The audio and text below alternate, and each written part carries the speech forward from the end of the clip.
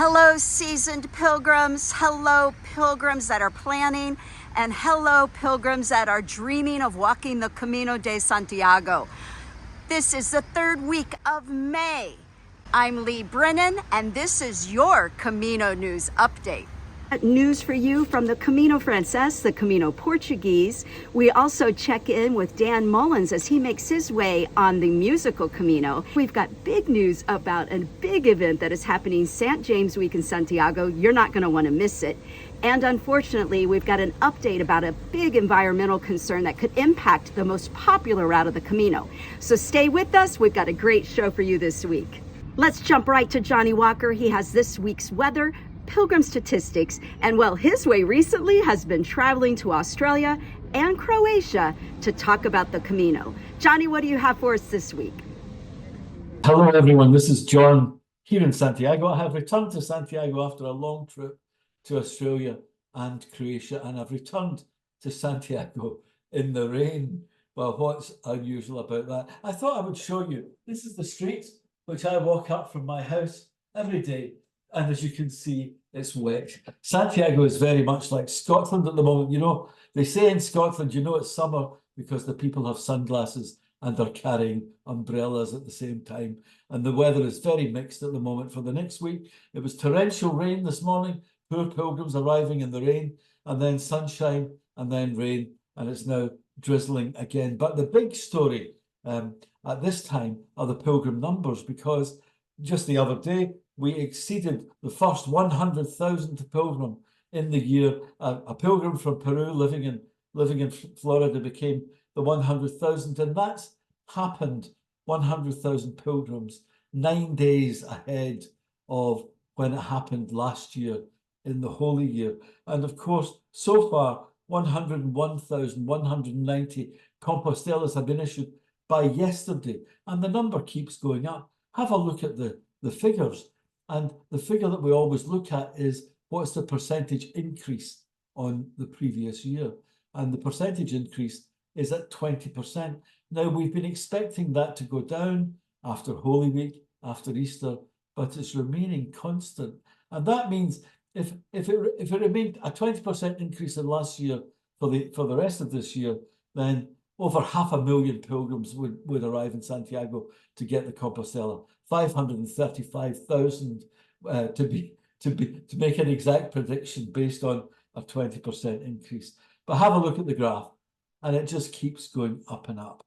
And this means, and I can see this on social media, that pilgrims are concerned about whether there will be accommodation for them.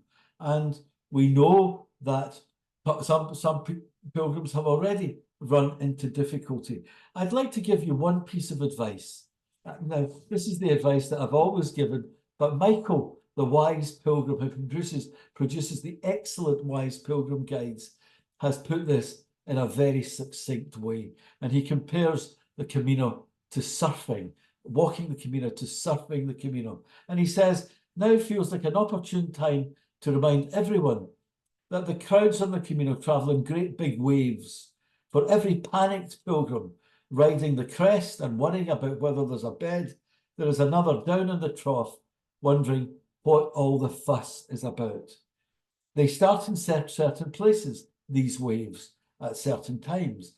Those places are the common starting points, Saint-Jean-Pied-de-Port, Pamplona, and so forth, and certainly Sarria. And those times are generally a Friday or Saturday, but they can also be when a long weekend occurs for Spaniards or their neighbours in the West. To avoid the crest, pick a common starting point. Now, that's easily enough done. Pick a common starting point like Pamplona or Sarria, but start in the middle of the week or start on a Friday. But you know, 3 days walking away from the common starting point. And Michael says that there's one new phenomenon that he's discovered recently, and that along the last 100 kilometers from Sarria, and that is a very large tour company from the south of Spain is bringing very large groups to the Camino to walk from Sarria. They arrive on a Sunday night in order to arrive in Santiago on a Friday. So keep this in mind when you're surfing the Camino in Galicia. So Monday night's the second stage in Porto is going to be hit by a big wave. So don't start then. Start midweek, be careful. And above all, folks, buen camino. There seems to be a never-ending number of routes that you can choose to walk. Last week, I walked as part of a pair on the San Salvador, and this week, I'm walking the Invierno solo. Next up, we have two of my favorite American pilgrims, and this is the way that they chose to walk the way. Hi, Camino Cafe fans. This is Bill Arts. And Corinne Doherty. I'm from Chicago. I'm from Salt Lake City. And we're walking the Camino Portuguese Senda Litoral. We're about 6 days out of Porto and having a good time despite the rain. But some of the things we thought we'd talk about today were the best things that we found since Porto. Some Bill and Corinne's greatest hits as far as places to stay, food, and things to do.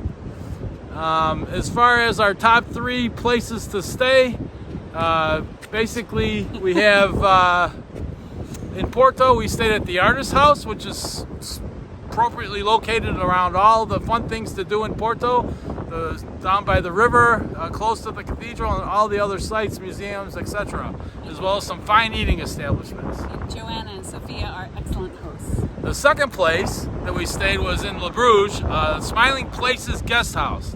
With Elizabeth was our hospitalera, and she was wonderful, and it was a great place, highly recommended. As far as places to eat, in Porto we ate at an Indian restaurant, which was really good. It was the Maharaj. Right, That's right, and then we also out of Apulia we had a tapas place, 3 Copos, and then the third place was today just out of Viana de Costella, Vinhos restaurant. As far as things to do, obviously in Porto there's many things. We did the museum, we did the cathedral. Art museum was wonderful. Really fine sculptures. the library or the Lello Library, that's right. And also we went to the cathedral just outside in Viana del Castello, Santa Lucia. And you have to go and hear some Fudo, is that right? Oh yeah, photo concert in Porto. Concert. Fado concert. Fado, that's right. And you get some port wine, so it's very worth it. All right, so that's it for this week. We'll talk to you next week as we kind of make our way to Santiago. Adios. Bye. Next up, we have a report from Lindsay all about the walk that he and I did as we made our way as a pair on the San Salvador. Hi there, Lindsay here again. Along with Leigh, I've just completed the Camino San Salvador from Leon to Oviedo. Like all my Caminos, I tend not to do a lot of planning, preferring the surprises of taking it all as it comes. However, a chance encounter with a veteran pilgrim forced me to take this Camino very seriously, due mainly to its isolation and almost complete lack of services for 4 of its 6 very tough days. In addition to accommodation, it is essential that meals, including breakfast, are pre-arranged and that you set out with food and snacks sufficient for 3 days, devoid of any cafes, supermercados or tiendas of any kind. We were grateful and relieved to get friendly and timely advice from the tourist office in La Polo de Gordon, where we got our San Salvador credentials. At first glance, we expected that the San Salvador was a forgotten and lonely Camino. We couldn't have been more wrong. For 4 days, we enjoyed the company of about 10 other pilgrims. The San Salvador probably has the toughest hills of any Camino, yet, for their effort, pilgrims are rewarded constantly with some of the most stunning scenery and, in the right season, floral diversity in the whole of Spain. Next time I walk the San Salvador, I will be somewhat more prepared to take in the majesty of the landscape. I don't recommend this route for first-time pilgrims. For veterans, though, as an alternative to the busy French route from Lyon, it is a real option to continue along the Primitivo to eventually arrive once again into Santiago de Compostela. Until next time, buen camino. And here's this week's big announcement with Johnnie Walker Santiago. Hello again, everyone. I mentioned earlier that I had returned from Australia. I was over there helping my old friend and filmmaker, Bill Bennett, promote his new film, The Way, My Way. It's the story of his very first Camino from Saint-Jean-Pied-de-Port to Santiago de Compostela. It's the first English language film, feature film, for the last 14 years. And so there's much excitement about it. And I volunteered to go over to Australia to help Bill promote it as we travelled around the country, meeting pilgrims and being greeted by full cinemas where the film was being shown. These were 500, 600, 700 seat theatres full of people, not always all pilgrims, many people who were interested in the Camino de Santiago, and many people who were just interested in a new film. It's a great film. I think it's very good. It's a unique film, and no doubt there'll be more about it. It was playing to sell out audiences in Australia, and it rolls out nationwide in Australia on the 16th of May. And over the next 2 weeks, it will be shown at the Cannes Film Festival. And that's for film distributors for Europe and the rest of the world pick up new films, and it will be decided what the rollout timetable of the film is going to be. So watch this space. But I've got something very special to tell you. If you're in Santiago on the 23rd of July, that's 2 days before the Feast of St. James on the 25th, on the evening of the 23rd of July at 8 p.m. in the Teatro Principal in the Rua Nova, that's only 2 minutes from the cathedral, we are having a very special Santiago premiere of Bill Bennett's film, The Way, My Way. Admission is free. Please tell all your friends. Let's pack this cinema and have a wonderful evening watching the new Camino movie. The second piece of good news I've got to tell you is about the route from Lisbon to Porto, and then from Porto to Santiago. And in Lisbon, the Camino Association of Via Lusitana have now opened up a pilgrim office where you can get credentials, you can get information, you can get cellules, and you can get a very warm Buen Camino as you set out from Lisbon. Now, I'm not going to try and pronounce the address. You can enter this into Google Maps and find it. It's right in the centre. Any difficulty, phone them. They speak English, but above all, have a lovely Camino walking out from Lisbon. Next up, we have Kelli Field with a special report on an environmental issue that is threatening the Camino Francés. And guess what? We pilgrims can help. There is a proposal by the Xunta de Galicia, which is basically the regional government of Galicia, to install a pulp manufacturing plant less than 2 kilometers from the Camino Francés between Palestere and Melide. It's a huge deal. Obviously, environmentally, this is a kind of like a bomb going off, and the community is responding appropriately. You may see a huge number of signs along the Camino, our neighbors, farms in towns, on balconies, protesting this proposed pulp plant near the Camino. Could you explain to folks why this is such a big concern? Obviously, pulp plants pump chemicals and toxins into the environment. Biggest concern for us living here is certainly the water usage. They'll use 46 million liters of water a day, which is more than used by the entire city of Lugo per day. Wow. So it's a massive environmental problem for this area and for the folks who live here. The reason that pilgrims probably are going to care about it is because the impacted area will be 40 kilometers in every direction surrounding this potential pulp plant. So that means all the way beyond Porto, all the way the other side past Arthua, about halfway to Santiago.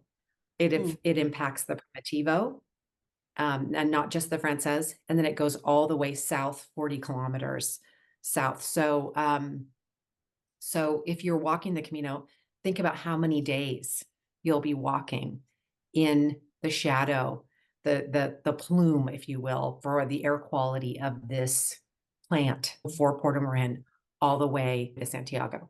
So it's a huge deal. It's about 4 days of walking in this. Wow. And Wow. we really want pilgrims to be aware. Wow, and that's some of the prettiest parts of, the end of the walk. It's the Yeah. last thing I would Yeah. want to be thinking about is pollution in the air, right? Yeah, and it's a pretty pristine environment already Yes. here. So it's a big shock to the locals for sure. So what can the pilgrim community do to help out? Well, I think that the Junta de Galicia, as well as the national government of Spain, really cares about what pilgrims think. It's a huge deal for them to have pilgrims come and walk and pump money into the local economy. Let's just be honest. So they do care what pilgrims think, and if pilgrims can let their voices be heard, it's a huge weight as far as kind of them looking at this project as viable versus not. So we have a lot of links that we'll share where people can, in their own native language, express their concerns about the project and lend their voice to ours, the folks that live in this community. We'd really appreciate it. Wonderful. Well, I'll have all those links in our show notes so people can, just click on that and send a note quickly, and won't take us much time, but the more of us that do that, hopefully we can stop this from happening on this precious part of the Camino Francés. I'm grateful for the opportunity to let people know what's going on and to ask for any help they're willing to give. So Yeah, well, thanks for letting us know. Next up, we have Rocco Rossi, and he is going to show us how he has walked the way in honor of others. The Compostela is the culmination of the Camino for many pilgrims, and particularly for believers, because it is a written blessing in Latin for the pilgrim, and represents a reduction of time in purgatory, a reduction of your sins. And in fact, in holy years, when July 25th, St. James Day, falls on a Sunday, it represents a plenary indulgence. Your slate gets wiped clean. During the height of the sale of indulgences in the Renaissance, a professional class of pilgrim arose who would do the pilgrimage on behalf of wealthy people, who would pay them half up front, half at the end when they got the blessing back to them for doing it on their behalf. Thankfully, that practice has ended, but your ability to dedicate your Compostela to someone else continues to this day. You can say Vicari Pro on behalf of someone else, and it's incredibly meaningful. Most of my Compostelas I've done on behalf of others. Typically, it's relatives and friends who've been ill or who've passed away. Mary Catherine Kimpton, a Canadian woman who died killed by a drunk driver in the first year that I was walking the Camino, and died just outside of Estella. I went back the next year and walked on her behalf, brought the Compostela back to her husband. I've done it on behalf of my uncle Rocco, who passed from colon cancer last year. And when I was walking the Camino Portuguese, I saw the solidarity that people had with the people of Ukraine. So many blue and yellow flags up throughout all of the villages. So when I got to the pilgrim's office, I asked that it be made in the name of Vladimir Zelensky, and sent that to the Ukrainian embassy in Ottawa. It's an incredibly meaningful additional step that you can take with your Compostela, with someone who is meaningful to you, and whether believer or not, it is a sign that you've been thinking about them. Last week, I caught up with Dan Mullins and the group that's walking with him. And for them, their way is to walk a musical Camino. Dan's way is to walk the Camino with his trusted companion, his Seyo-adorned guitar, yes, the very one that has serenaded him and many other fellow pilgrims as he's walked several Caminos throughout the years.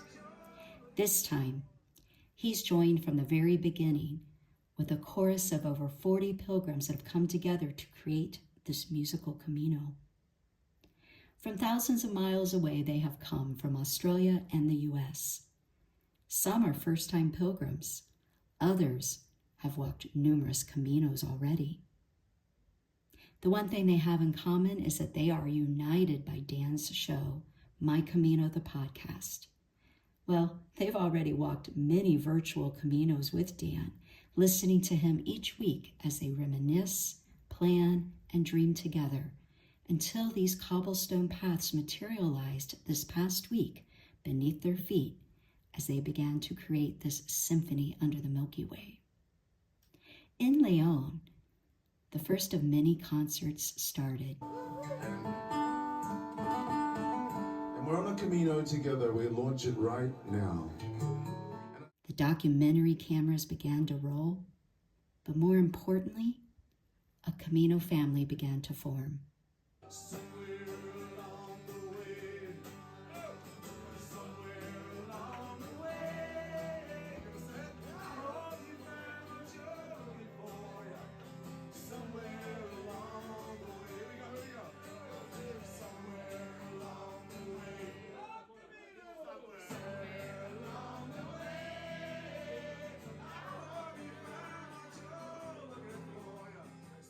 Six stages in, amidst the enchanting backdrop of Villafranca del Bierzo, fatigue yielded to the aliveness of great music and the energy that only an ancient path can awaken deep within the soul.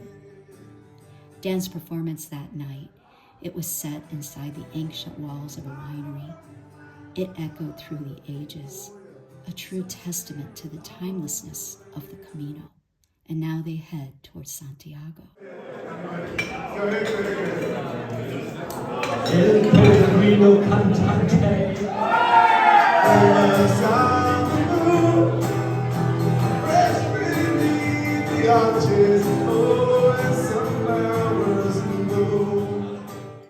Well, Kelli, after she made her Camino, she decided her way was to actually live on the Camino. Now she and her husband, Jeff, live right on the Camino Francés at waymarker number 59. In today's report, she gives us a glimpse into how pilgrims are making their way right past waymarker number 59.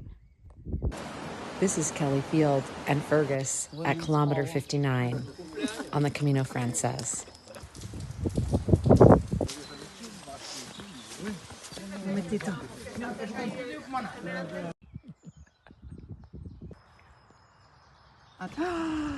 Oh.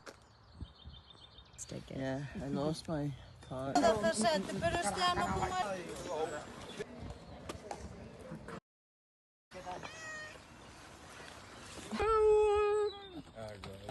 Oh my gosh. Soy de La Palma, la vida deportiva, la que hice toda la vida.